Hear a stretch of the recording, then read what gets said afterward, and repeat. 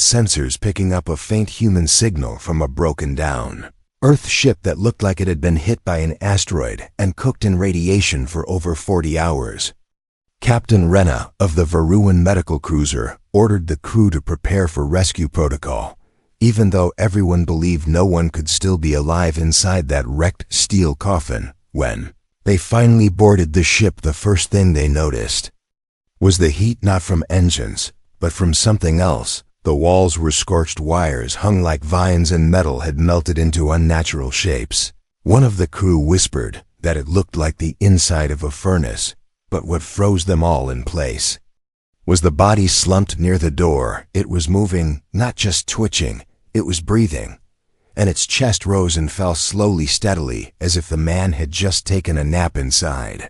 Hell itself. Dr. Kirill stepped forward with his scanner, but the results made no sense. The human life signs were stable. In fact, not just stable, but improving. His broken ribs were healing, and his skin had begun closing its wounds at an impossible rate.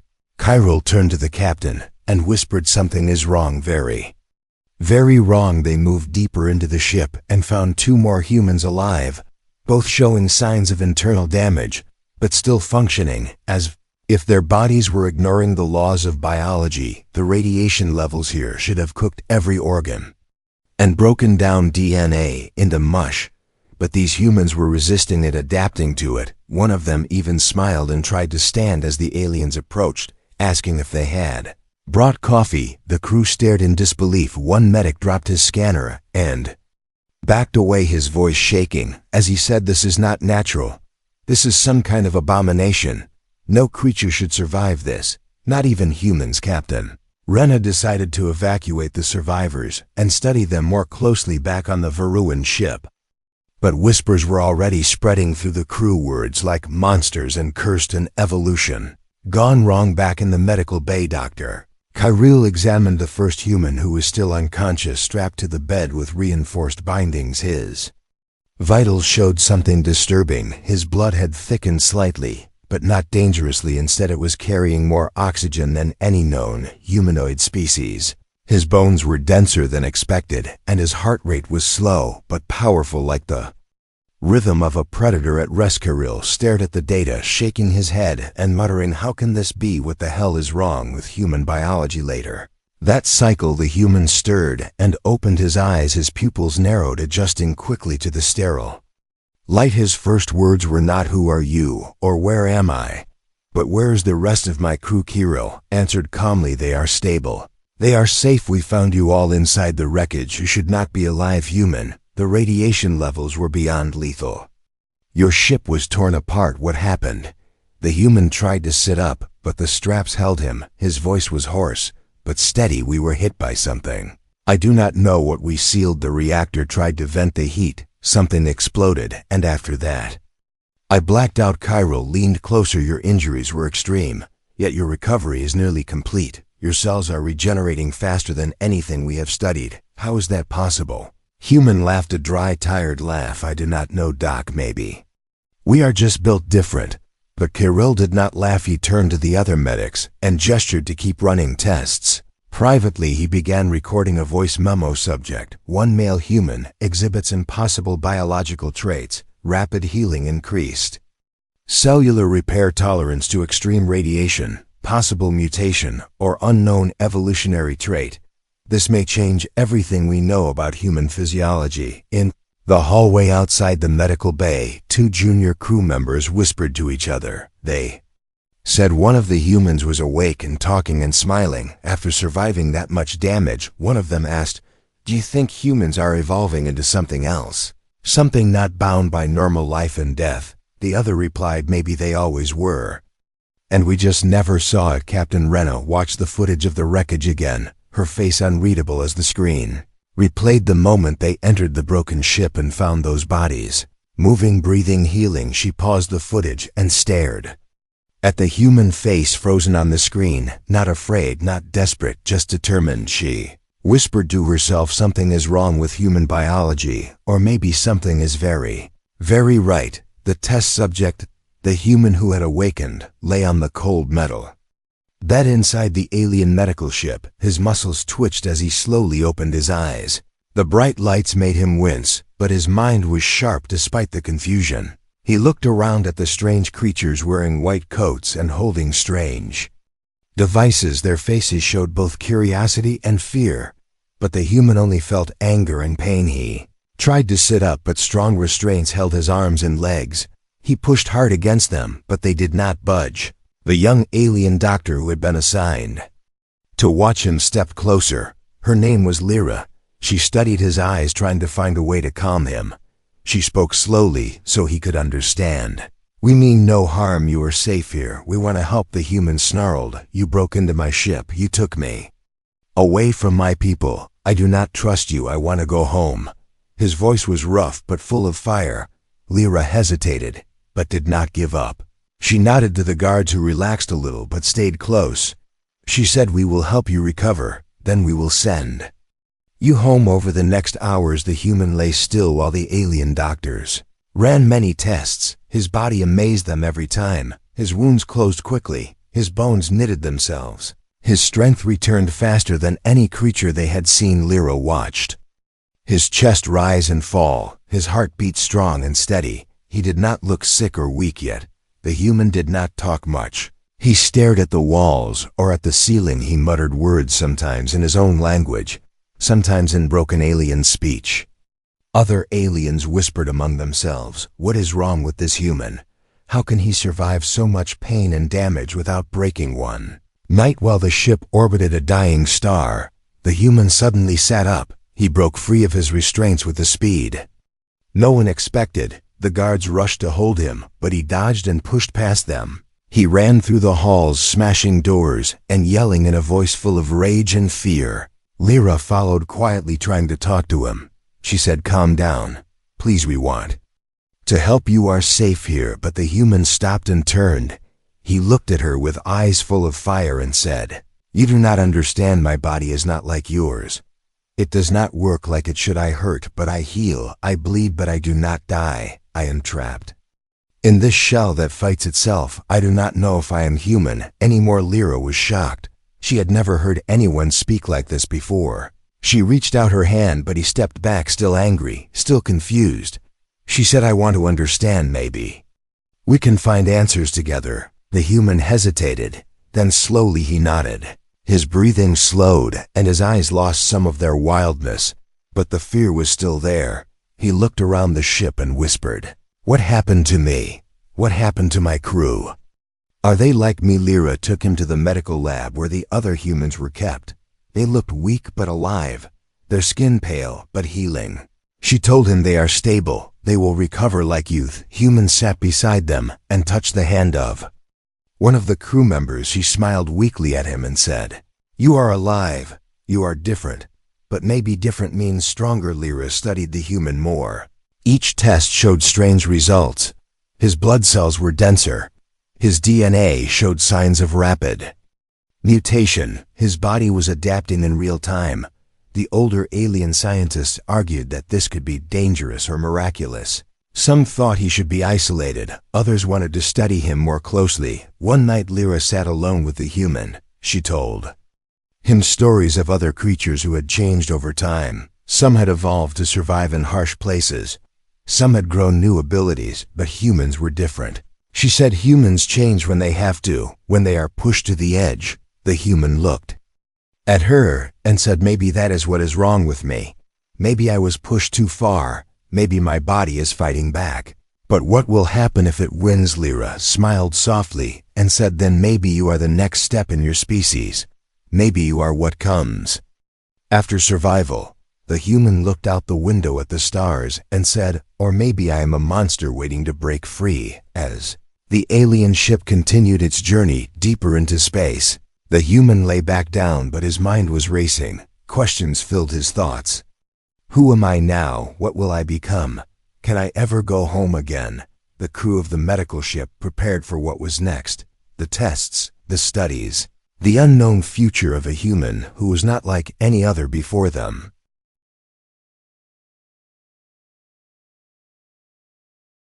Alien scientists gathered around the bright lab tables as the machines hummed softly around them. Dr. Kirill looked at the readings in disbelief. This was not just rapid healing. This was adaptation at the cellular level. The human cells were learning and evolving faster than anything they had ever seen. The human paced the small room where they had placed him. His eyes flickered with a strange light as he flexed his hands. The alien guards watched carefully, but the man seemed calm for now. He knew the experiments would come, but he did not fear them completely. He had survived worse, and his body had become something new, something unpredictable. The lead scientist gave the order to begin. The tests were designed to probe the limits of human biology to see how far the changes could go. The first test exposed the human skin to low levels of radiation to observe his reaction. The man barely flinched. Instead, his skin glowed faintly, as if it was absorbing the energy and using it.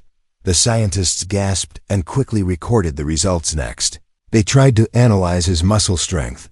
They asked him to lift heavy weights inside a controlled chamber. The human lifted more than any alien of similar size could manage. His muscles bulged and flexed with an unnatural power.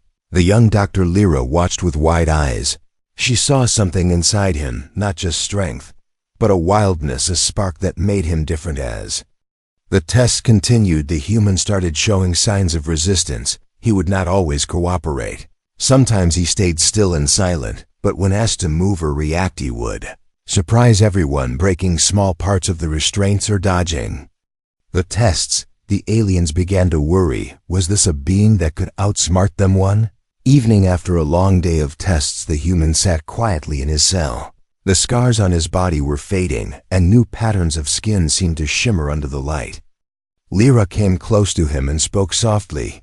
"Why do you fight us? You could be free if you let go." The human looked at her with tired eyes. "Freedom," he said. "What does it mean to be free? When your own body betrays you, when you heal but your mind breaks, when you are neither dead nor alive." Lyra did not answer. She knew no one could understand what he was going through. She wished she could do more, but the orders were clear. The experiments must continue. Suddenly, alarms blared through the ship. Human snapped to attention. His body tensed like a coiled spring. The scientists scrambled to their stations. The lead scientist shouted, "Containment breach." The human had broken free. He moved faster than anyone expected. His body adapted instantly. As he dodged security beams and knocked down barriers, he did not want to hurt anyone, but his power was overwhelming. The crew watched in fear as their best plans failed to hold him. In the chaos, the young Dr. Lyra called out to him, "Stop, please. We want to help, not hurt. You are not a monster." The human stopped for a moment, his breathing heavy, his eyes wild, but then a flash of recognition crossed his face. He reached out a hand but then pulled back. He said, "You do not understand the things I feel inside. I am changing into something you cannot control, something dangerous." Lyra stepped closer and whispered, "You are still you. You can fight it. You can choose who you become." But the human shook his head. "No, I do not know if I can. The change is too strong, the pain too deep." The alarms finally stopped, and the security teams managed to sedate him. But the mood on the ship had changed forever. The scientists knew that what they had unleashed was beyond their control. The human was not just healing or mutating. He was evolving into something new, something terrifying. Later, in the quiet of the medical bay, Lyra sat beside the sedated human. She placed her hand gently on his arm and said, "You are not alone. We will find a way to help you." But inside, she feared the truth, that human biology was a force the galaxy was not ready for. That what was wrong with humans was also what made them unstoppable. End of Part 3. The Mutation. The days passed slowly inside the alien ship, but the human changed faster than anyone could believe. His eyes became colder, his expressions less human, as if something inside him was fading away. Dr. Kirill studied the scans with growing worry. The rapid healing was no longer just repair, it was transformation. His muscles bulked unnaturally. His skin hardened and shimmered like armor. But the fear in the room was about what they could not see. Lyra spent hours beside the human trying to reach him. Her voice was soft, gentle as she spoke of hope and the future. But he rarely answered. His mind seemed distant, as if he was trapped inside a dark place where no one could follow. One evening, as the ship orbited a dying star, the human stood before the window, staring at the endless blackness beyond the light. From the star reflected off his changing skin, making him look like a creature from ancient legends. His voice was low, almost empty. I feel nothing anymore. No pain, no anger, no hope. Just this cold emptiness inside. Lyra stepped closer, her heart aching. She asked, "What does it mean?" He turned to her slowly, his eyes now sharp and clear like a predator. "I am no longer the man you knew. I am stronger, faster, but I am losing what made me human. The things I cared about, the feelings I had, they are slipping away." The room was silent. The crew watched from the door, unsure if they should intervene or let this strange being speak. His words sent a chill down everyone's spine. Suddenly, the ship trembled. A loud explosion rocked the hull. The alarms screamed. Through the corridors, lights flickered and warning sirens blared.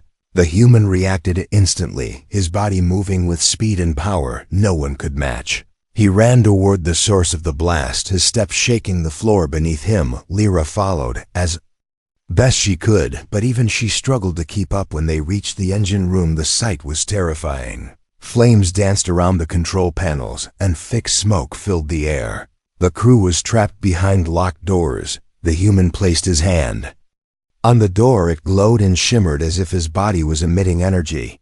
He pushed, and the metal bent like paper. The crew rushed out, gasping for air and shouting thanks, but the human barely noticed. He turned to Lyra and said, "This is only the beginning. If I lose control, things will get worse." The captain arrived moments later, shouting orders to contain the fire. The scientists looked at the human with a mix of fear and respect. The creature they were studying was becoming something far beyond their understanding. That night the human sat alone in a dark room, his body calm but his mind racing. Lyra entered quietly and said, "I know you are scared, but you are not alone. You can fight this. You are still human inside somewhere." He looked up, and for a moment there was a flicker of the man he once was, but then it vanished. "I do not know if I want to fight anymore." She saw tears in his eyes, but they were not tears of weakness. They were the last signs of a soul trying to survive the next day. The scientists debated what to do. The human was no longer just a patient.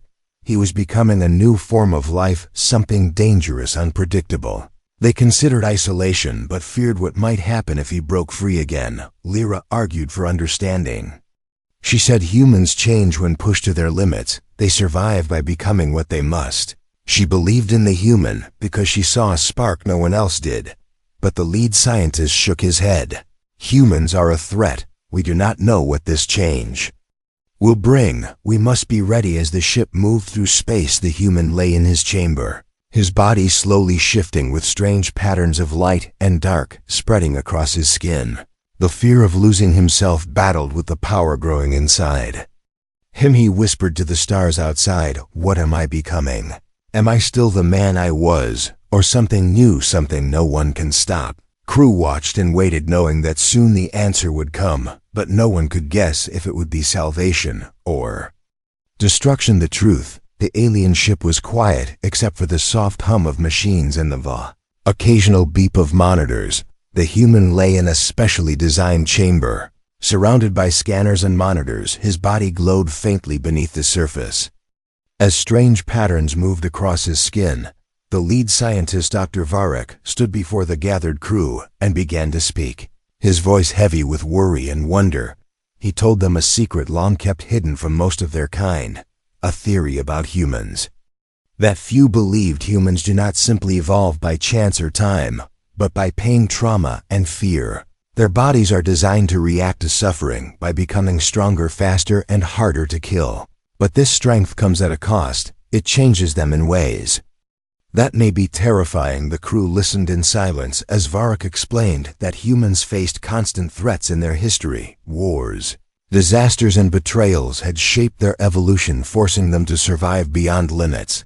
They were survivors, not just by luck but by a built-in biological rage that pushed them to grow in response to every scar and every wound. Lyra looked at the human lying still and whispered, "He is proof of this truth. His body is rewriting itself because of the pain he has endured. The trauma is not just physical but emotional. His biology feeds on both." The human stirred and opened his eyes slowly. His gaze met Varrik's and he said, "I have felt the pain of losing my crew, the fear of death burning inside me. I have become what I must to survive. But sometimes I wonder if I am still the man I was, or just a monster wearing my face." The scientists debated what to do next. Some wanted to use him as a weapon. Others feared what he might become if left unchecked. The young doctor Lyra argued for compassion and understanding. She said humans are more than biology. They have spirit, will, and hope.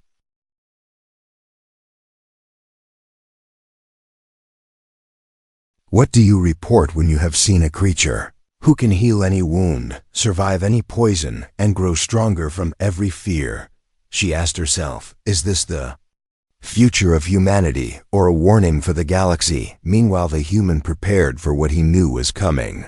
He trained his body, pushing himself harder than before. He tested the limits of his strength and speed. He could feel the rage inside like a fire burning, but also a control that kept him from losing himself completely. One night Lyra visited him in the chamber.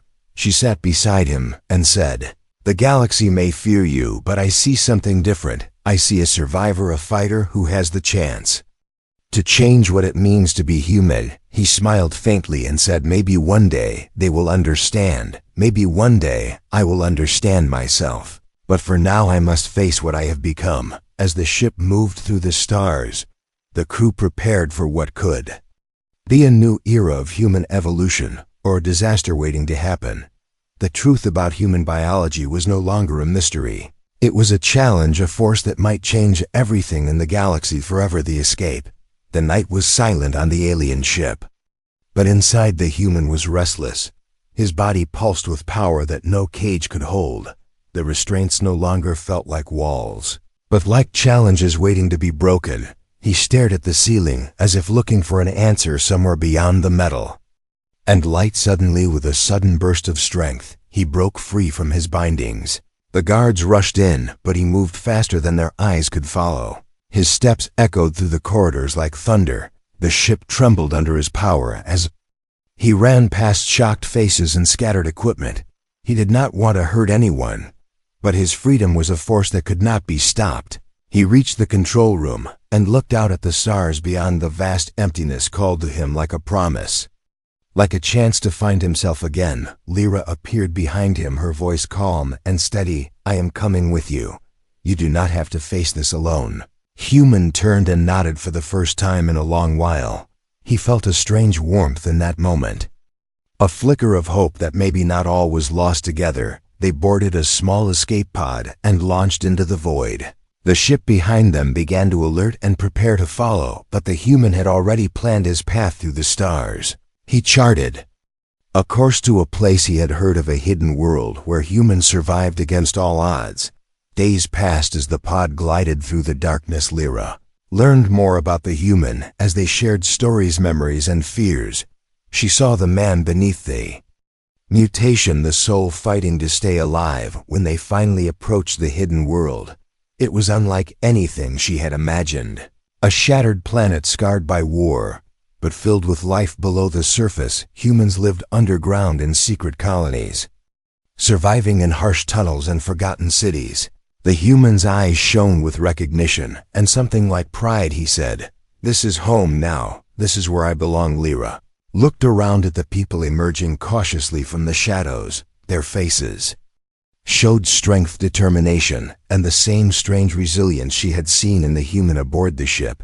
She whispered to herself, "So this is what human biology truly means. Survival against all odds, transformation born from pain and hope." She took out her communicator and sent the final message to her people.